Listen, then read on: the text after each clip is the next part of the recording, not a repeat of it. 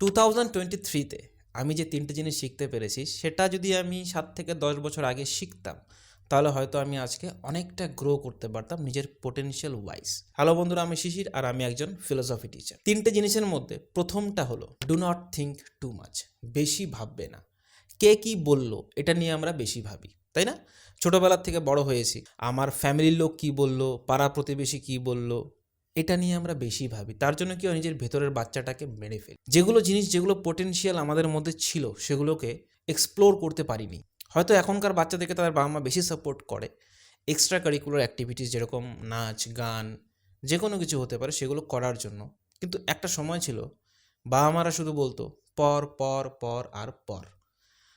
তার ফলে কি হয়েছে, বাচ্চা কাচ্চা যদি না পড়াশুনো করে বা এক্সট্রা কারিকুলার অ্যাক্টিভিটি যদি বেশি করে, তো ফ্যামিলি বা বাইরের থেকে লোকজন টোন টিটকিরি মারতে শুরু করে, নিন্দা করতে শুরু করে। আর সেটা শুনে আমাদের বাবা মা ঘাবড়ে যায় অ্যান্ড তারপরে এসে আমাদেরকে স্কোল্ডিং করে, মানে আমাদেরকে টর্চার করে। টর্চার তো বলবো না, আমাদেরকে বলে পড়তে বস, এগুলো করতে হবে না।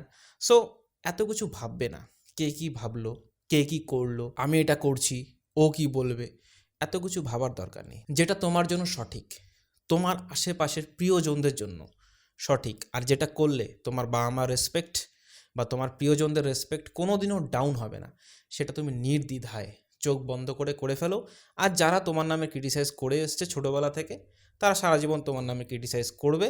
একটা কাজ করতে পারো, হোয়াটসঅ্যাপ স্ট্যাটাসে দিয়ে দাও যে আজকে থেকে তারা একটা নিউ ইয়ার রেজলিউশন নিক যে 365 দিন আমার নামে বা তোমাদের নামে যদি পিএনপিসি করতে হয়, ডেলি করুক, ডেলি 15টা মিনিট ধরে পিএনপিসি করুক। কারণ এই পিএনপিসি করার জন্য কিন্তু তোমাকে কিছু করতে হবে।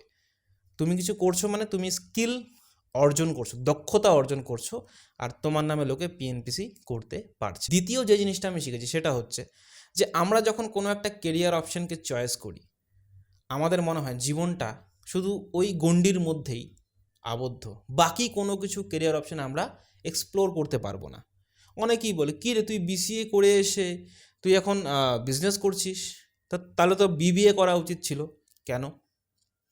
তুই বিবিএ করে এসে তুই কম্পিউটার টিচার হিসেবে কাজ করছিস, কেন?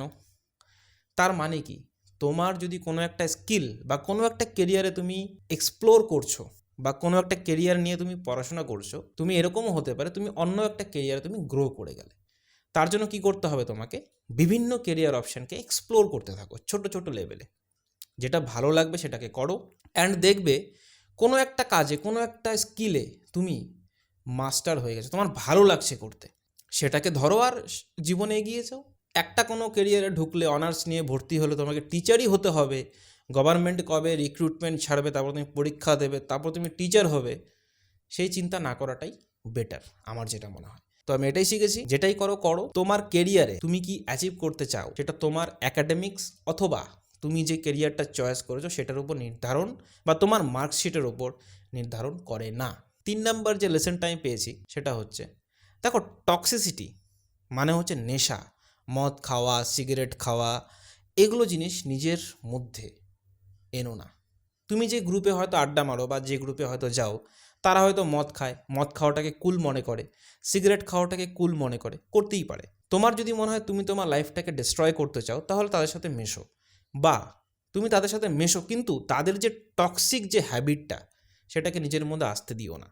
কিন্তু দেখো, একটা জায়গাতে মিশতে মিশতে না অটোমেটিক্যালি আমরা মিশে যাই, অটোমেটিক্যালি তাদের রংটা আমাদের গায়ের উপর চড়তে থাকে। তার জন্য কি, একটু ডিস্টেন্স তৈরি করো, তাদেরকে প্রথমে বোঝাও ভাই গ্রুপে এগুলো জিনিস রাখিস না। তোমাদের গ্রুপে যেটা কমন পয়েন্ট, সে অ্যালকোহল হতে পারে, সিগারেট হতে পারে, যে কোনো কিছু হতে পারে, গ্রুপে এগুলো জিনিস রাখিস না, সেগুলো জিনিসকে ছড়া।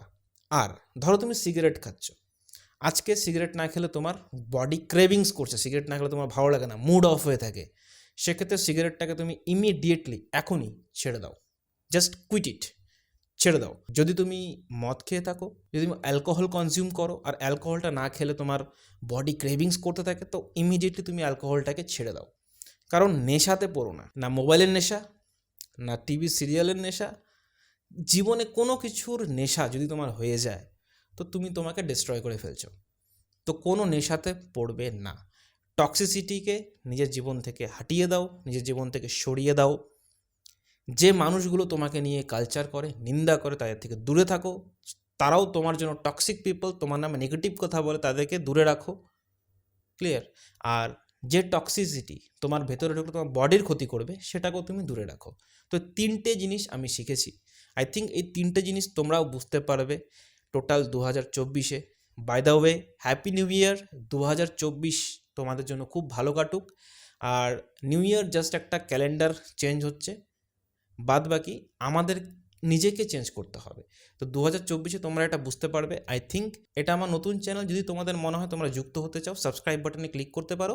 আর যদি মনে হয় এই ভিডিওটা তোমার কোনো কিছু ভ্যালু দিয়েছে, সেটাকে তুমি শেয়ার করে তোমাদের বন্ধু বান্ধব ফ্যামিলিদের মধ্যে জানাতে পারো।